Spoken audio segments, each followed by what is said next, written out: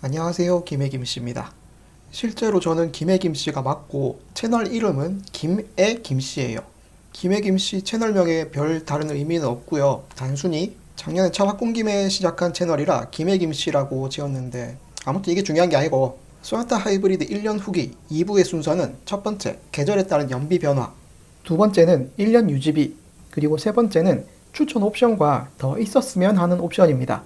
1부에서 하던 세차 마저 하면서 1년 후기 2부 시작합니다. 하이브리드 차량은 계절이 바뀌면서 연비가 달라지는데요. 그 이유는 히터와 에어컨 사용량에 있습니다.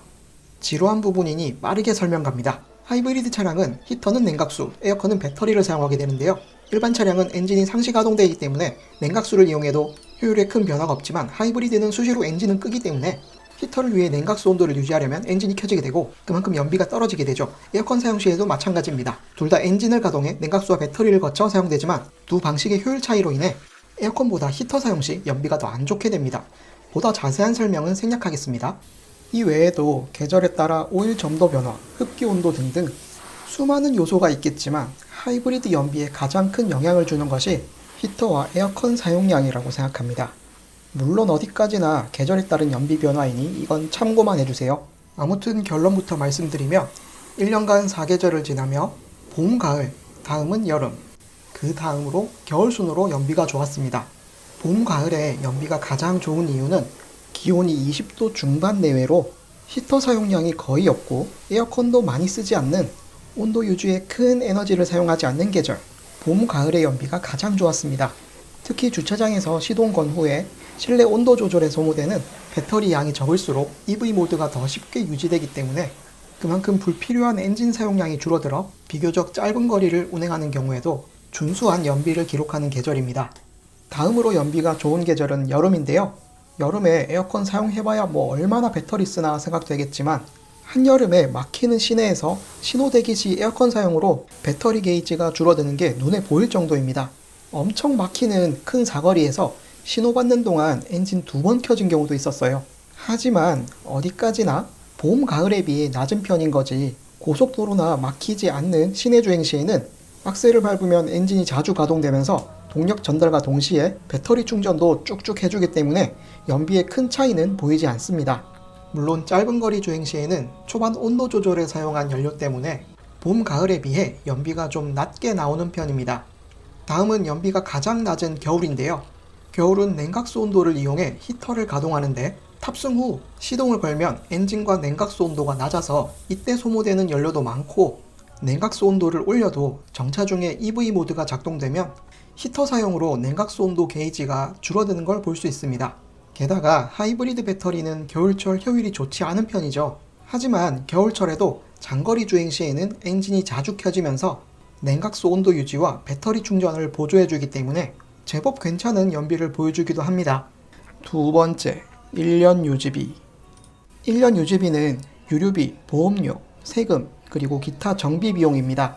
우선 유류비는 1년 동안 누적 연비를 통해 계산해 보겠습니다. 계기판에서 누적 연비가 9,999km 시점까지만 기록되어서 누적 1만 km 시점에 20.9km/L에서 초기화한 후에 다시 측정하였고, 현재 1만 이후에 3,000 시점에서는 22.2km/L를 기록, 1만 km에서 20.9, 3,000 km에서 22.2km/L를 계산 시 1,300km 누적 평균 연비는 약 21.2km/L 정도라고 볼 수 있습니다.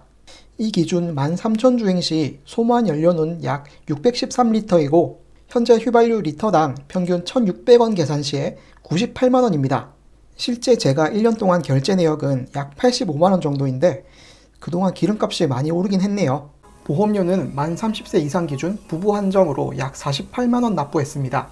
직접 가입하는 다이렉트 보험 중에서 가장 저렴한 곳을 택했고, 기존에는 블랙박스나 티맵 점수를 이용해 할인받았었는데 이번에 차 바꾸고 나니 주행안전 옵션으로 할인이 추가되었더라고요.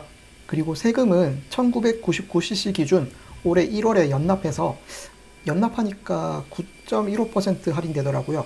그래서 약 47만원 납부했습니다. 마지막으로 기타 정비비는 엔진오일 교체 이외엔 없었는데요. 엔진오일 교체 시 흡기 에어 필터와 오일 필터를 같이 교체하게 되어 직영센터 기준 엔진 오일과 오일 필터 그리고 흡기 에어 필터를 포함해 95,000원이고, 소나타 하이브리드는 오일 용량이 4.3리터라서 4리터 한 통 그리고 1리터 한 통이 청구되어 있습니다. 여기서 꿀팁 나갑니다. 차 구입하실 때 세이브 포인트 할인 받으셨다면 블루 멤버스 현대카드를 만드셨을 거예요. 이건 레드 멤버스도 포함되는 겁니다. 이 카드로 1년에 한 번 블루엔즈에서 2만원 정비 쿠폰이 나오니 직영센터나 블루엔즈에서 오일 교체 등 수리하실 때 꼭 같이 사용하세요. 이건 따로 실물 쿠폰이 아닌 그냥 현대카드로 정비 쿠폰 써주세요 하시면 됩니다. 제 경험상 이건 찰떡같이 말 안 해도 써주시는 곳도 있고, 이게 말 안 하면 안 써주시는 곳도 있어요. 이 쿠폰은 블루 멤버스와 레드 멤버스, 현대기아 모두 동일합니다. 블루 멤버스는 블루엔즈와 직영센터, 그리고 레드 멤버스는 오토큐와 직영센터에서 사용 가능합니다. 그리고 현대카드 홈페이지에서 약관을 보니까 2만원 한도 내에서 5,000원 단위로 따로 끊어서 사용이 가능하네요. 세 번째, 추천 옵션 및 더 있었으면 하는 옵션. 추천 옵션은 호불호가 나뉘는 영역이라 참고만 하시고 빠르게 갑니다.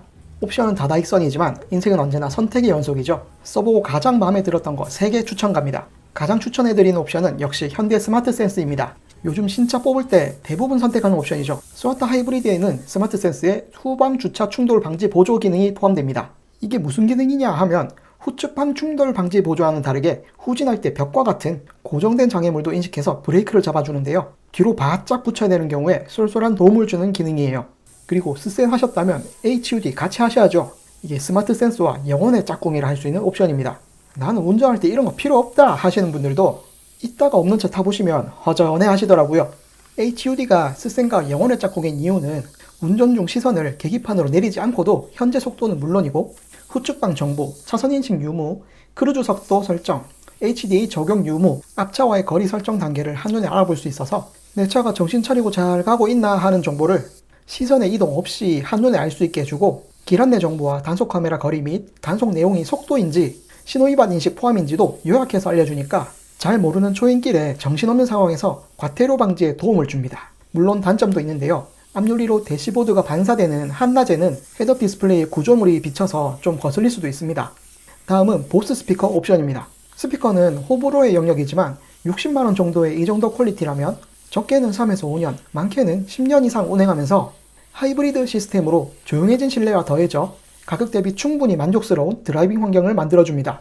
하지만 애플 카플레이, 구글 안드로이드 오토, 그리고 USB 메모리 같은 유선 연결을 해야 음질이 더 좋아지는 만큼 나는 무조건 무선 연결해서 들을 거야 하는 경우라면 보스나 기본이나 큰 차이가 없다고 느낄 수도 있어요. 마무리는 더 있었으면 하는 옵션입니다. 이번 소나타는 트렁크 손잡이가 없죠. 그래서 더욱 땡기는 옵션, 바로 전동 트렁크입니다. 이거 이제 중형에도 좀 넣어줄 때 되지 않았나요? SUV이긴 하지만 투싼에도 요즘 다 들어가는 건데 전동 트렁크 좀 넣어주면 좋겠습니다.